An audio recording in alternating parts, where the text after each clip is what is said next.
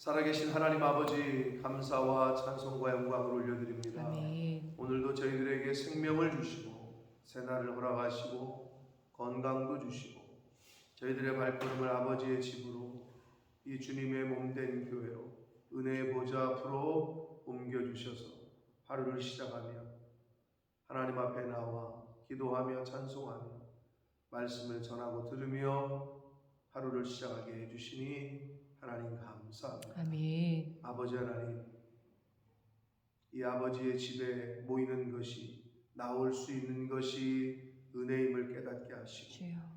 오고 싶어도 오지 못하는 때가 있습니다. 하나님의 말씀을 듣고 싶어도 듣지 못하는 때가 옴을 저희들 알게 하셔서 하나님이 허락하실 때 열심을 다해, 마음을 다해 아버지를 찾기를 즐거워하게 하시고 힘쓰게 하시고 아멘. 애쓰게 하셔서 아멘. 아버지 하나님이 허락하시는 그 은혜 가운데 감사함으로 하루하루를 말씀 안에서, 하나님 안에서 살아갈 수 있는 하나님의 자녀들, 저희들 모두가 되도록 주여 은혜 내려 주옵소서. 아멘. 이 시간 말씀을 듣겠사오니 성령 하나님께서 이 시간을 주장하여 주옵소서. 아멘. 예수 그리스도 이름으로 축복하며 기도 올리옵나이다. 아멘. 아멘. 자, 스바냐서의 마지막 단락입니다. 이 마지막 장 마지막 단락에서는 말세의 1차적으로는 남유다의 멸망에 대한 회복, 포로 귀환, 역사적으로는 포로 귀환을 의미합니다. 바벨론 포로 70년이 끝나고 돌아오는 것, 그게 1차적으로 이야기를 하고 있는 거고, 구원사적 의미에서는 마지막 때에 하나님께서 구원하시는 그 남은 자 중심의 선민 회복을 약속하시는 말씀이 나옵니다. 그래서 9절에서는 처음에는 이방 열국의 모든 나라가 하나님 앞에서 다 회심하고 돌아올 거다. 그러니까 마지막 때에 나타날 현상에 대해서 이야기를 합니다. 그리고 이스라엘 백성들 중에 남은 자 중심으로 선민들이 회복될 것이라는 것을 약속하시는 내용이 나오고 있습니다. 자, 9절부터 봅니다.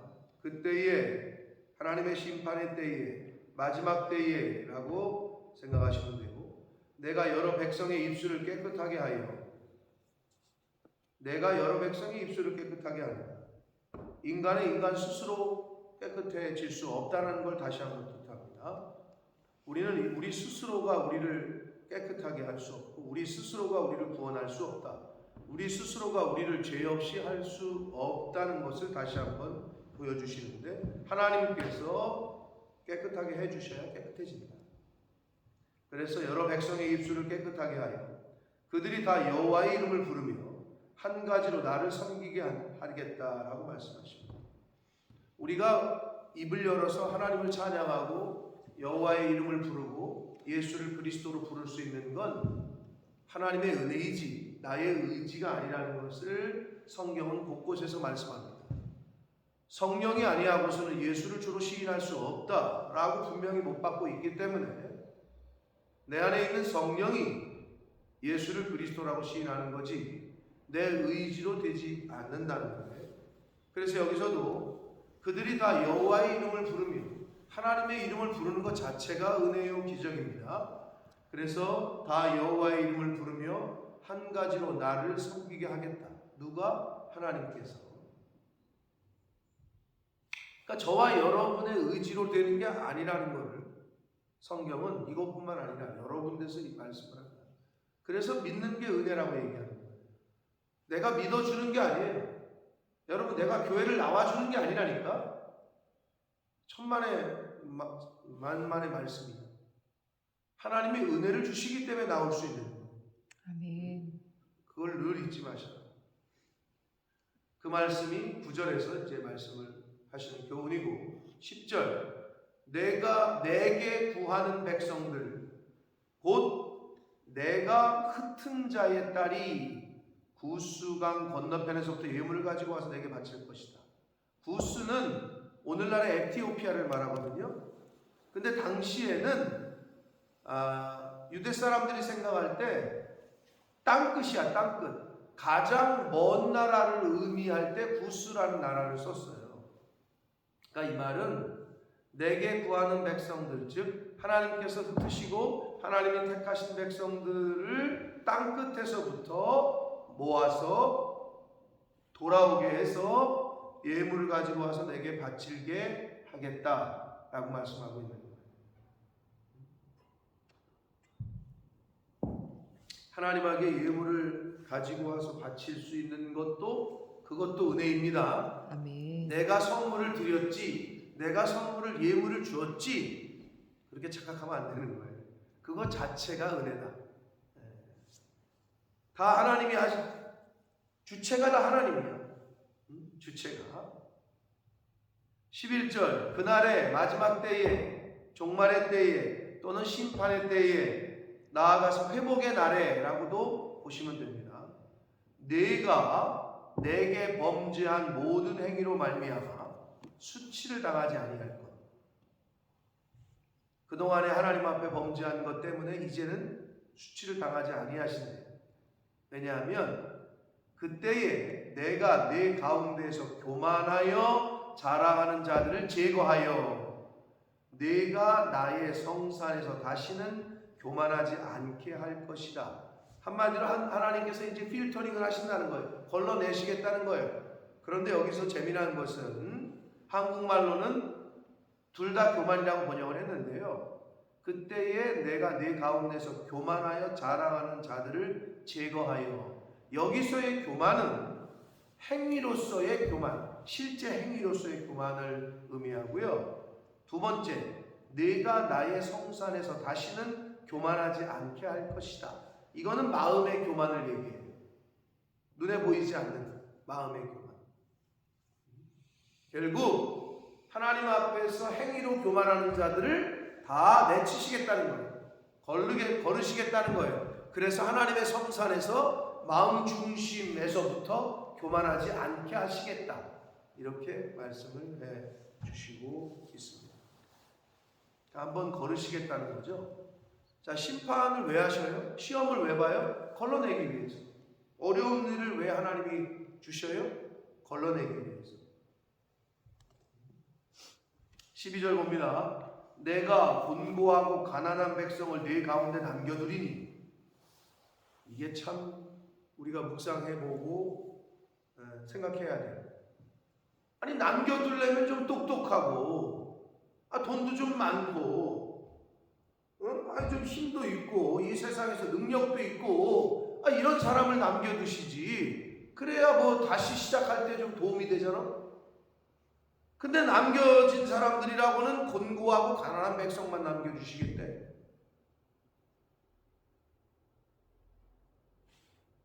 여러분, 어떤 일이 터졌을 때 다 떠나도 돈 좀 있고 재산 좀 있고 이런 사람이 남아있으면 뭐 회복할 때 뭐 도움이 되고 다시 리빌트 할 때 도움이 될 거라고 우리 생각하잖아요.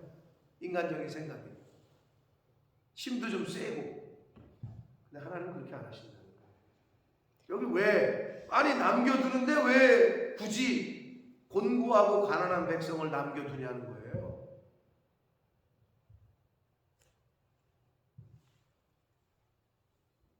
그들이 여호와의 이름을 의탁하여 보호를 받는 것이다. 자, 이 말은 실제적으로 돈이 없어의 가난함보다는 심령이 가난한 자를 의미합니다. 마태복음 5장에 나오는 심령이 가난한 자는 복이 있나니 천국이 저희 것이라 했는데, 마음이 가난한 자, 즉 하나님 앞에서 겸손하고 교만하지 않은 자를 의미한다는 거예요. 왜 곤고하냐? 그럼 그 사람이 이 세상에서 하나님을 믿고 살아야 되는데 이 세상 현실은 그렇지 않아. 그럼 그것과 싸우려면 여러분 곤고해져요. 그런데 시대에 이 세상의 흐름에 편승하고 살잖아요. 그럼 편해요. 일단은 어려운 거 없어요. 곤고하긴 뭘 곤고해요. 이 세상 법대로 사는 거예요. 근데 이 세상에 살지만 이 세상 법대로 살지 않고 하나님의 법대로 말씀대로 살려고 하는 자들은 어려워. 당장 성탄절이네. 누구를 돌봐야 될까? 이 예수의 성탄을 누구에게 전해야 될까? 이런 고민을 하는 사람들은 힘들어.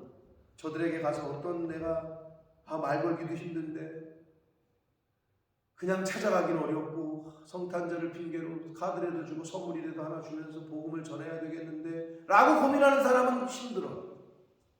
근데 그 생각이 아예 없는 사람은 편해. 똑같은 거예요.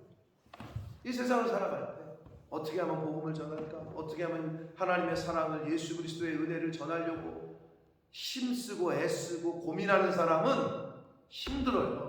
근데 그 고민조차 없는 사람은 그냥 편해요. 그런 걸 얘기하는 거예요.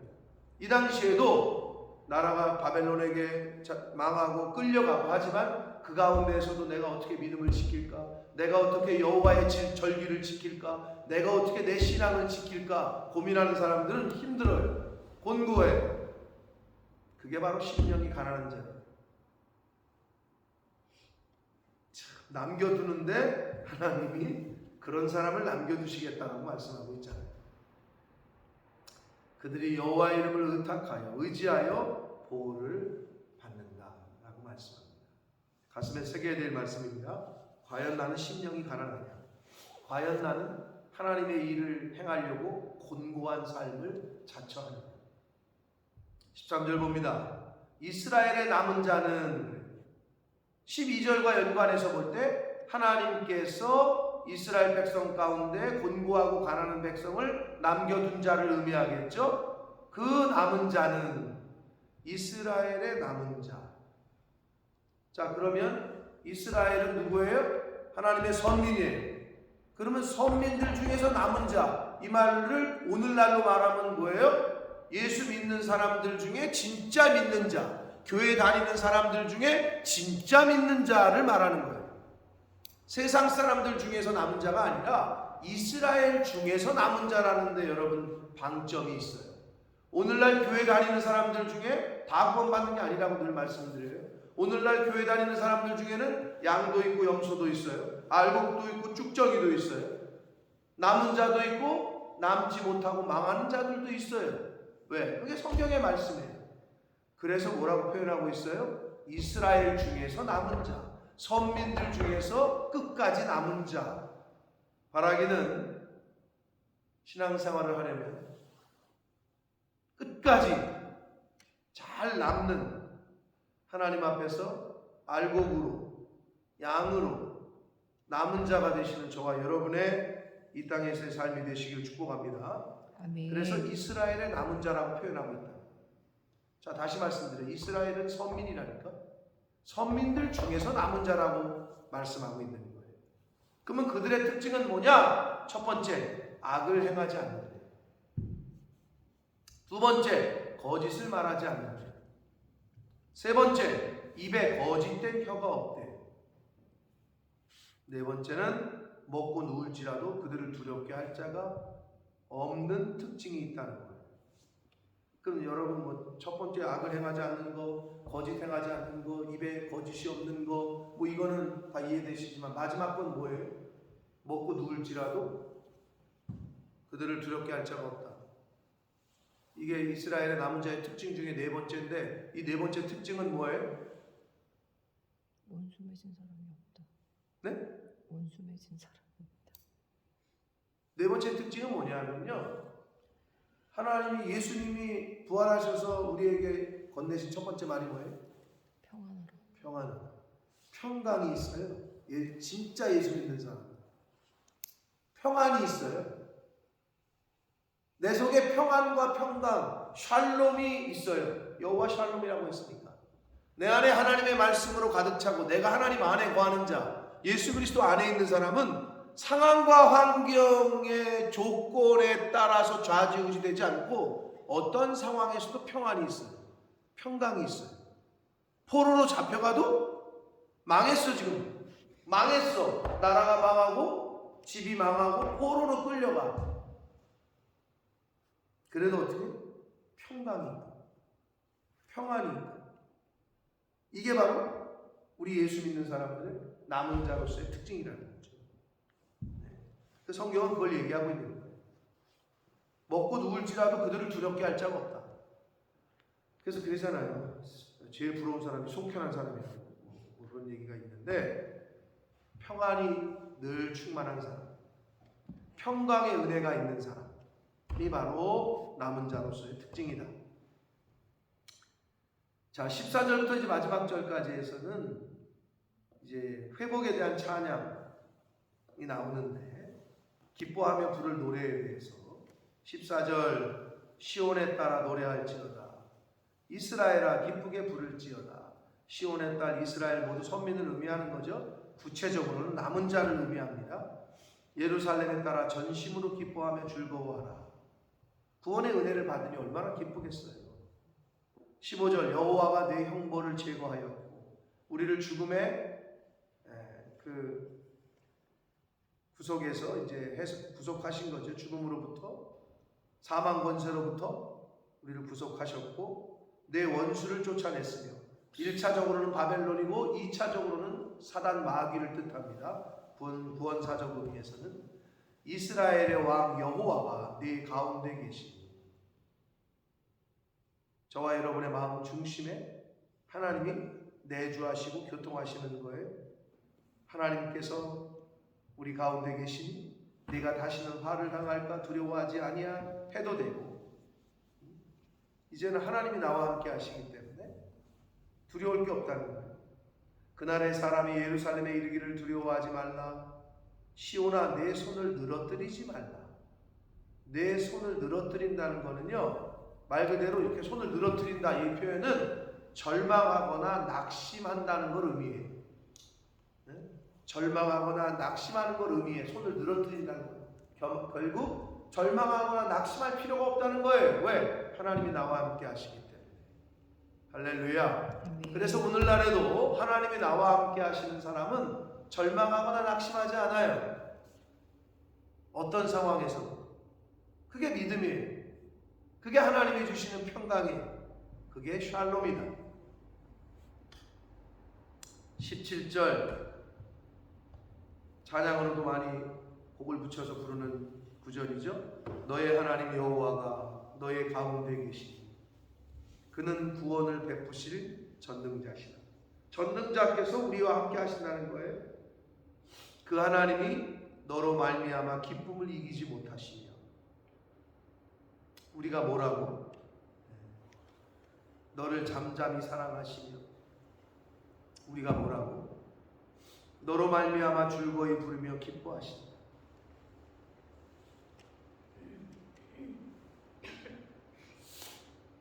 자녀가 태어나면 아이를 보면 그냥 마냥 좋죠. 결혼해서 애를 낳으면 또 그게 손주가 되고 손녀가 되면 뭐 물고 빨고 그렇죠. 하나님도 그러셨을 것 같아요. 근데 문제는 뭐냐면 이게 커가지고 선민들이 이제 자기 힘으로 가나안 땅을 정복한 건 줄 착각하고 자기 힘으로 가나안에서 살게 된 것처럼 착각을 하나 봐. 그러면서 하나님이 그렇게 이끄시고 구원하시고 적들을 물리쳐 주시고 해가지고 이끌고 왔는데 이것들이 정신을 못 차리고 하나님을 대신하네. 지 혼자 큰 것처럼 부모에게 막 대드래. 누가 낳아달라고 그랬어? 뭐 이런 집구석에 말이야 막 이러면서 그 애가 말 못할 땐 그렇게 기뻤는데 이제는 부모의 속을 썩여 마음을 아프게 해. 이제 그런 과정을 보시면 돼요. 그런데 결국에는 그럼에도 불구하고 그 자식을 끝까지 품고 살아가는 부모. 근데 육신의 부모는 그렇지 않을 경우가 있죠. 실제로 버리기도 하고 죽이기도 하고 자기 자식을. 육신의 한계야. 친자식인데도 그렇게 하는 경우를 요즘 많이 봐요. 그러니까 인륜이 이제 무너지는 시대. 뉴스에 보면 어떻게 저런 일이 벌어지지라는 게, 근데 실제로 벌어지잖아요. 자기 친딸을 갖다가 뭐 성폭행을 하고, 아니 친딸을 어떻게 그렇게 하냐. 자기 부모를 갖다가 사망보험금 들여놓고 죽여버리고 친딸이 친엄마를 그런 거 보면은 옛날에는 못 듣던 뉴스인데 어때요? 그런 일이 벌어지고 있어요 우리 주변에. 그게 인간의 한계예요. 죄성이고. 그런데 하나님은 그렇지 않으시다. 뭐라고 그러세요? 지금 이게 이스라엘 백성들을 보고 우리 하나님의 자녀들을 보고 어떻게 기쁨을 이기지 못하신대요. 잠잠히 사랑하시고 너로 말미암아 즐거이 부르며 기뻐하신대. 이게 아버지의 사랑인 거죠. 하나님 아버지의 사랑이다. 이 마지막 때에 그 남은 자들을 보면서 하나님께서 그렇게 노래하고 기뻐하신다는 거예요. 18절 내가 절기로 말미암아 근심하는 자들을 모으리. 18절이 여러분 읽어도 무슨 말인지 잘 이해 못하실 수 있을 거예요. 절기로 말미암아 근심하는 자들 그걸 하나님이 모으시겠대요. 그들은 내게 속한 자들. 여기서 너에게 속했다라는 표현은 예루살렘에 속한 자들이라는 표현이에요. 그들에게 지워진 짐이 치욕이 되었다. 이게 해석이 되시면 진짜 이 흐름 본문 속에서 여러분이 깨닫고 계시고 알게 되시는 건데 좀 어려울 수 있어요. 근데 여러 번 읽어보시면 감이 오시는데 이게 뭐냐면 절기는 뭐예요? 당연히 하나님께 예배하는 절기를 뜻하죠. 하나님이 지키라고 하신 절기. 근데 그 절기 때문에 근심하는 자들 누가 근심해요? 남은 자들이 근심하지. 바벨론에 붙어서 살고 이제 세상에 붙어서 사는 사람들은 하나님의 절기 때문에 고민하지 않아요. 예를 들면 성탄절, 이걸 어떻게 하면 내가 하나님 앞에 예배를 잘 드릴까? 어떻게 준비해서 예배를 드릴까? 이런 고민 세상 사람들 하지 않아요. 교회를 떠난 사람들, 하나님의 영이 없는 사람들은 고민하지 않아요. 왜 절기 때문에 고민을 해요? 고민 안 해요. 근데 절기 때문에 근심하는 자들을 모으시겠다 이 말은 끝까지 믿음을 지키고 하나님의 절기를 지키려고 왜? 포로로 끌려갔는데 예배 못하게 하잖아요. 그러니까 고민인 거야. 이걸 하나님 앞에 어떻게 절기를 지키라 하셨는데 어떻게 고민하지? 어떻게 예배를 드리지? 이런 사람들을 모으시겠다는 거예요. 그들은 예루살렘에 속했다. 한마디로 하나님께 속한 자들인데 그들에게 지어진 짐이 치욕이 되었다. 이 짐은 뭘까요? 예배를 폐하고 하나님 섬기지 말라. 무슨 절기야 이 노예 것들이. 이렇게 그런 짐이 그들에게 치욕이 되는 거죠. 나는 하나님의 사람인데 하나님께 예배를 드려야 되는데 그 짐이 바로 그들에게 치욕이 됐다. 예배를 드리지 못하게 하는 것이 그들에게 치욕이 됐던 바로 그 사람들.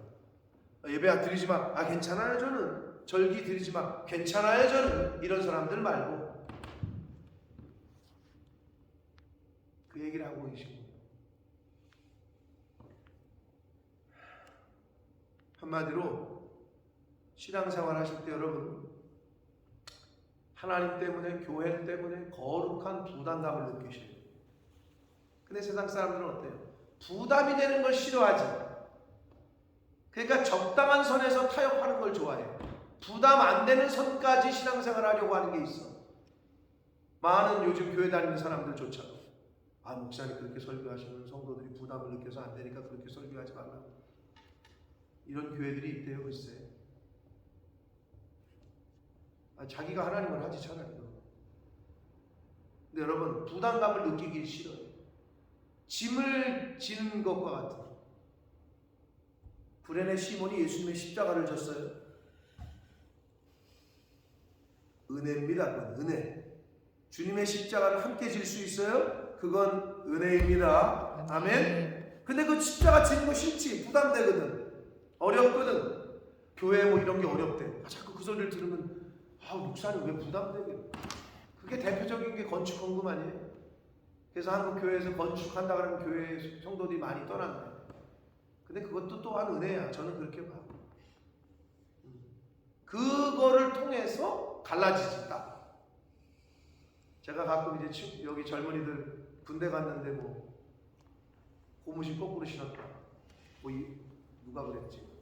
요번에 군대도 아니고 6개월 여기 어학연수 왔는데 6개월 어학연수 오는 것 때문에 헤어졌대. 여자애가. 그럼 자기는 못 기다린다고 갔대. 그래서 제가 너 그거 잘 된다. 야, 6개월도 못 기다리는 여자애랑 뭘 사귀냐. 좋은 기회가 됐다 내가 볼 때. 그렇게 얘기를 해줬어요. 6개월 공부하러 왔는데 열심히 하고 와라. 이거를 못 기다린다? 그러면 그냥 갈 길 가는 게 나은 거지. 그 사람도 서로 똑같아. 이 당시에 하나님의 절기를 어떻게 하면 지키지, 예배야 어떻게 하지, 이렇게 고민하고 있던 사람들, 그들을 말하는 거예요. 18절이 19절 그때에 내가 너를 괴롭게 하는 자를 다 보라고. 하나님이 이제 원수 갚아주신다는 거죠. 괴롭게 했지. 예배 못 드리게 하지, 절기 못 지키게 하지, 예수 믿는 것 때문에 괴롭힘을 당했던 사람들을 하나님이 다 보수하시고 원수 갚으시겠다, 이렇게 말씀하시잖아요. 그리고 여기서 또 재미난 게 있어요. 저는 자를 구원하고 쫓겨난 자를 모으고 온 세상에서 수욕받는 자에게 칭찬과 명성을 얻게 하리라. 야, 이 말씀은 뭐예요? 이 세상 살면서 저와 여러분이 어떻게 해요? 저는 자가 되셔야 돼요. 어떻게 해요? 쫓겨난 자가 되셔야 돼요.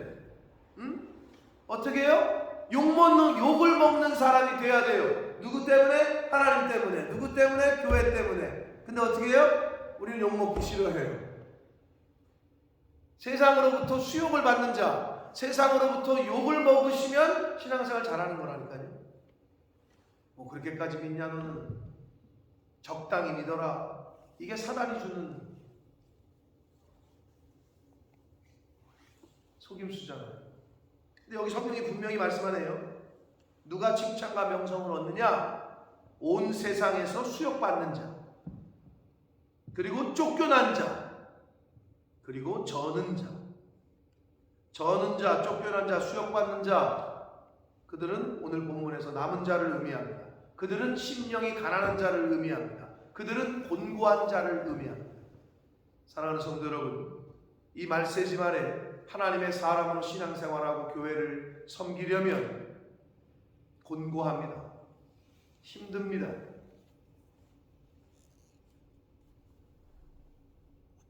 지쳐요. 그리고 욕을 먹어요. 하나님 앞에 헌신하는데 사람이 욕을 해요. 그러면 잘하십니다. 신앙생활. 근데 그런 욕을 먹어본 적이 없다. 그러면 퀘스천. 근데 여기 성경은 저는 자, 쫓겨난 자, 수욕받는 자, 그들을 하나님이 모으시고 칭찬과 명성을 얻게 하시겠다 라고 말씀합니다. 마지막 절입니다. 내가 그때에 너희를 이끌고 그때가 언제? 마지막 때를 의미하는 거예요. 회복의 때를 의미해요. 너희를 모으겠다. 끝까지 믿음을 지킨 사람들을 모으시겠대요. 내가 너희 목전에서 너희의 사로잡힘을 돌이킬 때에 회복시키시고 포로에서 이제 해방시키실 때에 구원사적 의미에서는 이제 하나님께서 우리를 완전히 구원하시는 그 마지막 종말의 때에 너희에게 천하 만민 가운데에서 명성과 칭찬을 얻게 하리라. 여호와의 말이니라. 아멘. 이렇게 스바냐서가 끝내고 있습니다. 하나님의 말씀이 있는 것을 명시를 하고 끝냅니다. 사랑하는 성도 여러분, 말세시 말에 이 세상에서 믿음을 지키고 하나님의 사람으로 사시려면 곤고한 게 맞습니다. 가난해지고 절고 욕먹고 쫓겨나고 핍박당하고 그러면 맞는 거예요. 그런데 인간은 그러기가 싫으니까 적당한 선에서 신앙생활 하기가 쉬워요.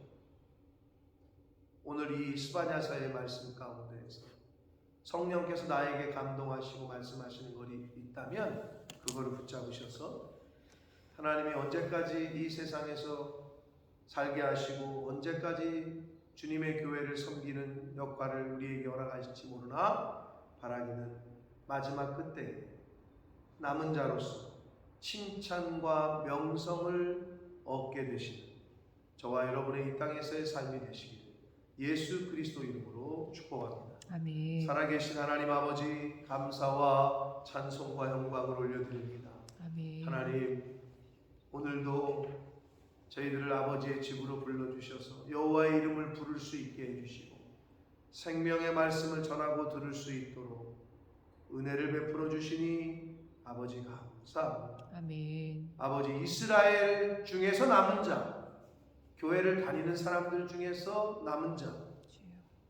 믿는 자들 중에서 남은 자, 아버지, 저희들은 진정으로 영적으로 남은 자로서의 신앙생활을 하고 있는지 이 시간 되돌아보게 하여 주옵소서. 주님. 곤고하고 심령이 가난한 자를 하나님께서 모으신다고 했습니다. 주여.